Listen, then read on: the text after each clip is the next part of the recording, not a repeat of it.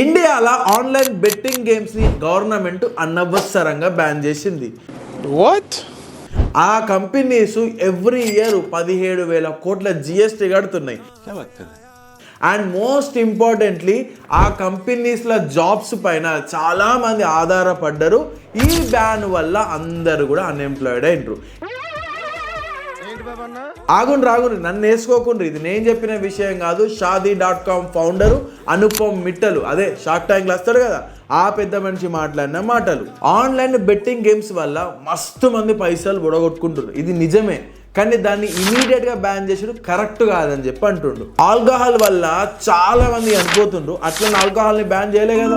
Trading వల్ల చాలా మంది డబ్బులు కోల్పోయి సూసైడ్ చేసుకుంటుండ్రు, అట్లా అని చెప్పి ట్రేడింగ్ని బ్యాన్ చేయలే కదా. బ్యాన్ చేసి ఒక్కటే సొల్యూషన్ కాదు, ఇట్లా ఉన్న పలంగా బ్యాన్ చేయడం వల్ల బ్లాక్ మార్కెట్ ఎమర్జ్ అవుతుంది, ఇది అంతకంటే డేంజర్ అని చెప్పి అన్నాడు. దాంతో పాటు ఏదన్నా ప్రాబ్లమ్స్ ఉంటే స్ట్రిక్ట్ రూల్స్ పెట్టి రెగ్యులేటెడ్ ఇండస్ట్రీని క్రియేట్ చేయాలి. కానీ రాత్రి బంద్ చేస్తే ఎట్లా అని చెప్పి గవర్నమెంట్ గట్టి అనే క్వశ్చన్ చేసిండు. అనుపమ్ మిట్టల్ చేసిన కమెంట్స్ కరెక్టా రాంగా ఖచ్చితంగా కమెంట్ చేయండి.